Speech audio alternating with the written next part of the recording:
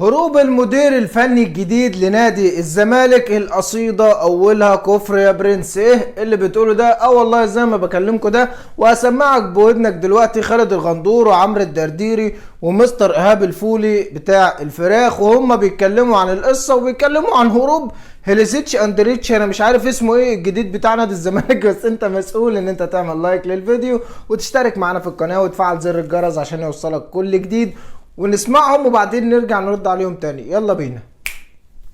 النهارده المدير الفني الالماني مجلس الاداره اعتذر له بسبب اصراره على شرط جزائي سنه واربع شهور. في حاله رحيله في اي شهر ياخد بقيه عقده بالكامل، فمجلس الاداره بالكامل رفض هذا طبعا قرار يعني كان مهم، لان ما ينفعش اوافق لمدرب ان اديله شرط جزائي المده كامله، يبقى انا يعني بعمل مشكله للنادي.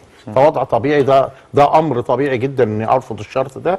المدرب طبعا واضح ان في ناس بتتكلم معاه او في ضغوط عليه، صحيح، فغير كلامه. خد بالك اول مره كمان يطلع بره المانيا، طبعا فدي اول تجربه في حياته.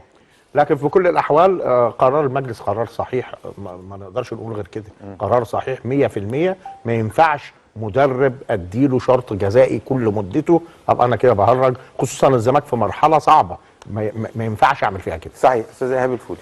لا طبعا، يعني هي كل الامور كانت مرتبه وكانت ماشيه في اتجاه التعاقد مع المدير الفني، وتم استخدامه وتم تواجده في القاهره من اجل توقيع العقود.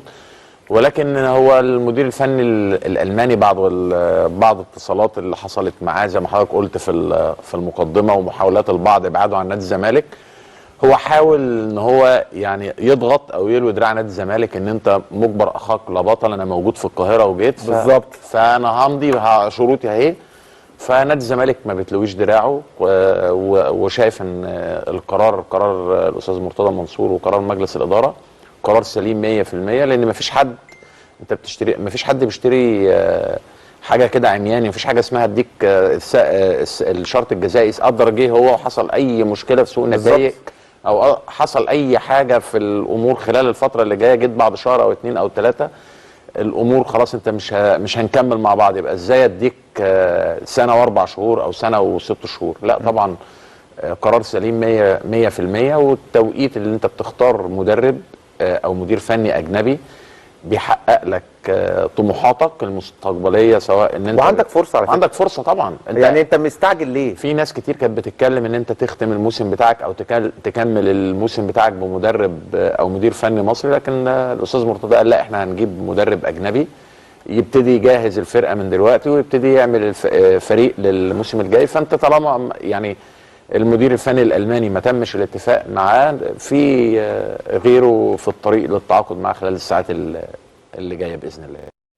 يا غندور، طبعا يا جماعه انا عمري في حياتي ما شفت مدير فني بيطلب ان هو ياخد عقده كامل في حاله رحيله عن النادي. بالكتير قوي بيبقى مثلا شهرين 3 4. يوم ما بيطلب مدير فني بيطلب اكتر، ما بيطلبش اكتر من كده، ان هو بيطلب شرط جزائي شهرين او 3 أو 4، او بالكتير قوي يوم ما يكون مدير فني ليفل الوحش 6 شهور. لكن الراجل سمع وقال لك بقى النادي ده مفكك، النادي ده مفيش حد بيدي فيه قرار، النادي ده كل يوم يمشي مدرب، النادي ده جاب فيريرا ومشى فيريرا ورجع فيريرا عشان خاطر الشرط الجزائي. لا يابا الحاج، ده انا لازم اضمن نفسي ولازم اكون في السليم ولازم احط في بطن بطيخه صيف، يا اما بلاشها يا اما بناقصها. ما هو كل المدير الفني ما بيجي بيسأل طبيعي، يسأل عن النادي ويسأل ايه اللي بيحصل في النادي ويسأل عن الكلام ده كله. فالراجل سأل يا معلم، لقى ان التاريخ كله بايظ والتاريخ كله متدمر وبنطرد مدير فني. ايه بتطرد ايوه يا حبيبي، هو ما شافش القرارات دي ولا ايه؟ ما هو شاف قرارات ان انت بتطرد مدير فني، وشاف قرارات ان انت بتخصم من اللعيبه 30%، وشاف ما كل ده شافه بعينه. ايوه يا حبيبي، يا خليك انت فايق يا عم المشجع يا زملكاوي، خليك فايق ان الكلام ده حصل، خليك فايق ان الكلام ده حصل. ده انا عايز اسمعك بقى هسمعك بقى خالد الغندور كمان، وهو بيفكر ان هو يعني بيقول على المدرب ده من اللي ملوش، من اللي هيجي يعدل الميله لنادي الزمالك. اسمع خالد الغندور وبعدين نرجع نرد عليه تاني. مدرب الماني قوي جدا. المدير الفني ده ايه قصته؟ يعني ايه دوره؟ ايه اللي هيعمله؟ قرا وشاف الفرقه كلها وشاف ماتشات للزمالك واتفرج على ماتش النهارده. اتفرج على ماتش النهارده وشاف كل كبيره وصغيره، وشاف فريق الزمالك وهو كسبان 2-0 وشاف فريق الزمالك وهو بيخسر 3-2. تمام؟ طيب هو معروف عنه انه بيطور اداء اللعيبه وتمركزهم داخل الملعب. نمره 2 رهيب في البدني، يعني ممكن اللعيبه تزهق من كتر النواحي البدنيه اللي بيحطها كاساس للعب اي واحد. لو في واحد ربع كيلو زياده مش هيلعبه.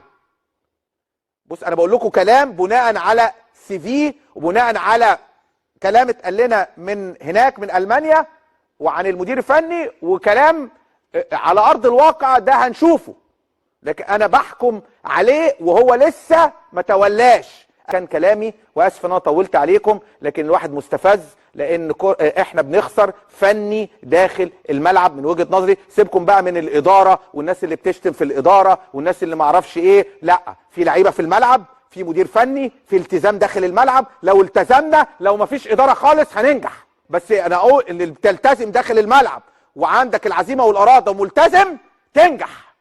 مش ملتزم مش هنقعد بقى نشيل الاداره ونشيل معرفش مين. لا، مش شماعه، هي مش شماعه، هي مش شماعه. مع احترامي يعني في مناطق تانية كتير مفيش حد يجيب سيره الاداره، لكن انا ولا بدافع عن مستر مرتضى ولا بهاجمه، انا بتكلم كوره. احنا مشكلتنا جوه الملعب فنيه بحته، واتمنى ان تواجد جهاز فني الماني صارم جدا وملتزم جدا.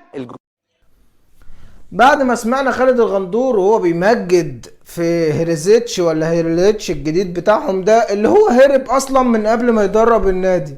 يعني هو جه في مصر قعد وخد دش حلو كده واتفسح شويه عندنا في مصر والدنيا جميله، وبعدين قال يا فكيك وخد بعضه وخلع من مصر على طول بعد ما قال لهم ده انا عايز ايه الشرط الجزائي كله. يعني انا لو مضيت 4 سنين عايز تمشينا تديني ال4 سنين. يا سوادي ايه اللي بتقوله ده؟ والله العظيم. وزي ما هو خالد الغندور عمال يقول ده قوي بدنيا، ده قوي مش عارف ايه، ده هيعدل الميله، ده مش عارف ايه. اهو مشي يا خالد يا غندور. انا مش مبسوط في حاجه بالدنيا غير فيك انت يا خالد يا غندور، غير فيك انت يا انسان يا غلاوي، يا انسان يا غلاوي، والله العظيم زي ما بكلمك كده. وخلي بالك يا غندره، كل يوم تطلع تتكلم على كهربا حرقك ليه؟ كهربا مبسترك ليه؟ كهربا حاطط عليك ليه؟ انا المفروض لو انا منه ارفع عليك دعوة قضائية، والله بكلمك بجد، ارفع عليك دعوة قضائية ان انت كل يوم تطلع تدينه وتطلع تتكلم عليه وتطلع ايوه انت مستقصده، انت مستقصده. انا لو منه ارفع عليك دعوة قضائية. انا يعني عايز اقول للناس انها تعمل لايك للفيديو ده عشان الناس تعرف حقيقة الراجل المعتوه ده. شكرا لكل الناس حبايب قلبي.